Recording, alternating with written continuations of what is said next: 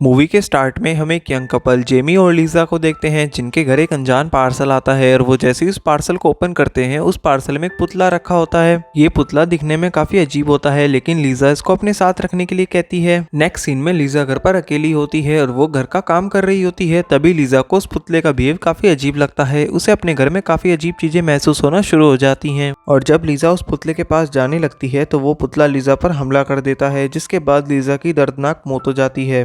कुछ देर बाद जेमी घर वापस आता है और वो घर की हालत देख के काफी हैरान हो जाता है और जब वो लीजा को देखता है तो वो काफी डर जाता है। लीजा की जीप कट चुकी थी। इसके बाद पुलिस इन्वेस्टिगेशन होती है जिसमें एक पुलिस ऑफिसर जेमी से पूछताछ करता है, जिस पर जेमी कहता है कि जब मेरी वाइफ का मर्डर हुआ मैं घर से बाहर था और हमारे घर एक अनजान पार्सल आया था, इससे ज्यादा मैं कुछ नहीं जानता।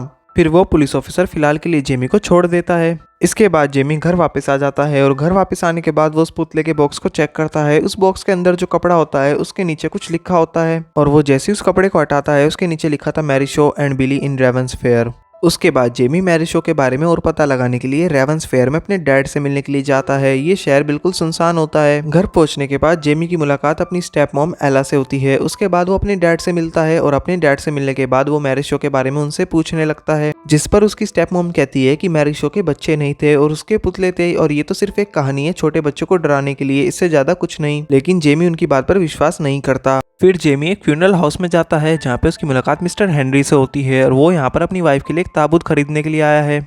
उसके बाद जेमी पास के होटल में स्टे कर लेता है। रात में जेमी जब सो रहा होता है तभी उसकी अचानक आंख खुलती है और वो पुतला उसके सामने खड़ा होता है। उसके बाद जेमी को अपने रूम में मैरी शो भी दिखाई देती है और जैसे ही जेमी लाइट ओपन करता है सब कुछ नॉर्मल हो जाता है और मैरी शो भी गायब हो जाती है। नेक्स्ट डे लीजा का फ्यूनरल कर दिया जाता है और फ्यूनरल के बाद जब जेमी कब्रिस्तान में होता है तभी उसके पास एक लेडी आती है। ये मिस्टर हेनरी की वाइफ थी और ये जेमी को कहती हैं जो तुम्हारे पास पुतला है उसको दफना दो। तभी मिस्टर हेनरी वहां पर आते हैं और वो जेमी को कहते हैं कि तुम इनकी बातों पर ध्यान मत देना। इसके बाद जेमी को मैरी शो की कब्र भी मिल जाती है और वो वापस घर आ जाता है और घर आने के बाद वो उस पुतले की गर्दन पे उसका नाम देख लेता है। उसका नाम बिली था और वो बिली को लेकर सीधा कब्रिस्तान जाने लगता है और बिली को उस कब्रिस्तान में दफन कर देता है। इसके बाद जेमी घर वापस आ जाता है और घर वापस आने के बाद वो देखता है कि वो पुतला वहीं पर होता है। इधर वो पुलिस ऑफिसर भी जेमी का ही इंतजार कर रहा होता है और वो पुलिस ऑफिसर जेमी से दोबारा पूछताछ शुरू कर देता है, जिस पर जेमी उसको मैरी शो के बारे में बताता है। वो मैरी शो की बचपन वाली स्टोरीज पुलिस ऑफिसर को बताता है लेकिन वो मैरी शो पर विश्वास नहीं करता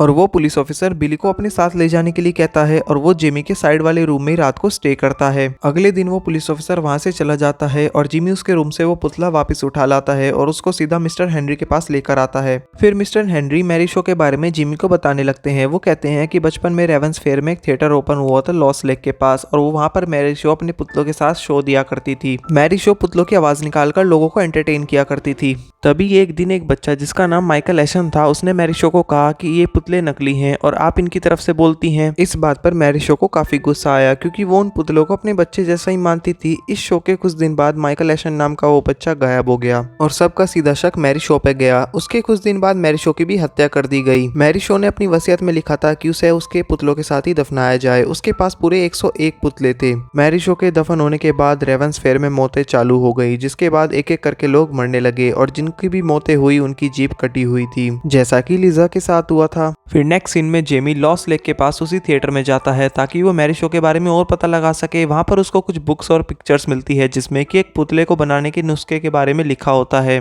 तभी जेमी को बुक देखते हुए मैरी शो की आत्मा भी दिखती है, जिसे देखकर वो डर जाता है। इधर मिस्टर हेनरी देखते हैं कि उनकी वाइफ बिली से बात कर रही होती है। फिर वो बिली को अपने साथ ले आते हैं। बिली उनके साथ ट्रिक करने लगता है, वो उनको ट्रैप में फंसाने लगता है और जैसे ही मिस्टर हेनरी उस ट्रैप के अंदर जाते हैं वहां पे उनको मैरी शो दिखती है, जिसके बाद मिस्टर हेनरी की भी दर्दनाक मौत हो जाती है।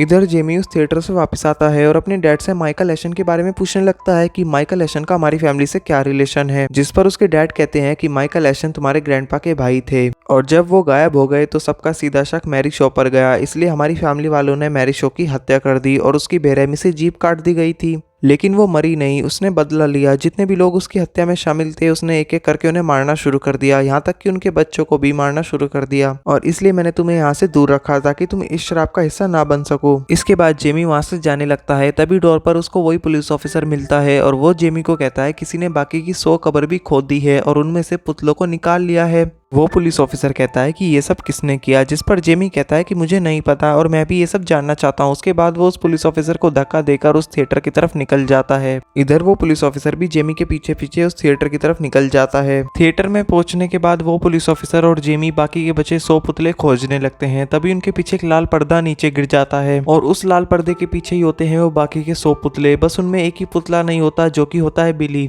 तभी जेमी को माइकल एशन की लाश भी मिल जाती है और वो सारे पुतले मूवमेंट करने लगते हैं। वो अपनी गर्दन घुमाने लगते हैं और उनकी नजर एक बड़े पुतले की तरफ जाती है। जेमी उस बड़े पुतले को देखकर मैरी शो का नाम पुकारता है, जिस पर वो पुतला बोलने लगता है और वो पुतला कहता है कि मैं उन सबको मार दूंगा जो कि मेरी हत्या में शामिल थे। फिर जेमी उस पुतले से कहता है कि तुमने लिजा को क्यों मारा, जिस पर वो पुतला जेमी को अपने पास बुलाता है और पास बुलाने के बाद वो कहता है कि तुम आखिरी एशन नहीं थे। आखिरी एशन उसके पेट में पल रहा था, यानी कि लिजा के पेट में जो बच्चा था वो माइकल एशन के खानदान का आखिरी वारिस था, इसलिए मैरी शो ने उसको मार दिया। जिसके बाद वो पुलिस ऑफिसर मैरी शो पे गोली चला देता है, लेकिन मैरी शो पुतलों के जरिए उन्हें डराती रहती है। इसके बाद जो जेमी होता है वो उन पुतलों में आग लगा देता है और वो दोनों वहां से भागने लगते हैं। भागते वक्त मैरी शो उस पुलिस ऑफिसर को मार देती है और इधर जेमी को भी डराकर नीचे झील में धकेल देती है, लेकिन जेमी अपनी किसी तरह जान बचा लेता है और किनारे पे वापस आ जाता है। जेमी ने सारे पुतले जला दिए हैं, लेकिन अभी भी एक पुतला बचा है और वो है बिली। उसे जलाने के लिए वो मिस्टर हेनरी के घर पे जाता है और मिस्टर हेनरी की हालत देख के वो काफी हैरान हो जाता है। और अब जेमी मिस्टर हेनरी की वाइफ से बिली के बारे में पूछता है, जिस पर उनकी वाइफ कहती है कि बिली को तुम्हारे डैड यहाँ से लेकर चले गए। अब जेमी सोच में पड़ जाता है क्योंकि उसके डैड तो व्हील चेयर पे हैं और वो ये सब कैसे कर सकते हैं। इसका जवाब जानने के लिए वो अपने घर पे वापस जाता है और जेमी अपने घर में अपने डैड को ढूंढने लगता है। तभी उसको बिली मिलता है और वो जैसे ही उसको उठाता है तभी वहां पे मैरी शो आ जाती है और वो उस पर हमला करने की कोशिश करती है, लेकिन जेमी बिली को उस आग में गिर देता है और ऐसा करते ही मैरी शो वहां से गायब हो जाती है। तभी जेमी को अपने डैड मिलते हैं जो कि चुपचाप बैठे होते हैं और जैसे ही जेमी उनकी कमर की ओर देखता है वो काफी हैरान हो जाता है क्योंकि वो भी एक पुतला बन चुके थे। अब जेमी को सारा खेल समझ में आ चुका था। इसके पीछे उसकी स्टेप मॉम थी जो कि जेमी की डैड की तरफ से बात करा करती थी और वो ही उनको खाना खिलाया करती थी, जो कि सब एक नाटक था। तभी जेमी की स्टेप मॉम वहां पर आ जाती हैं जो कि मैरी शो बनकर जेमी को मार देती है और यहाँ पे मैरी शो का बदला पूरा हो जाता है और माइकल एशन का पूरा खानदान खत्म हो जाता है। इसी के साथ ये मूवी एंड हो जाती है। तो आज के लिए तो सिर्फ इतना ही। Till then bye.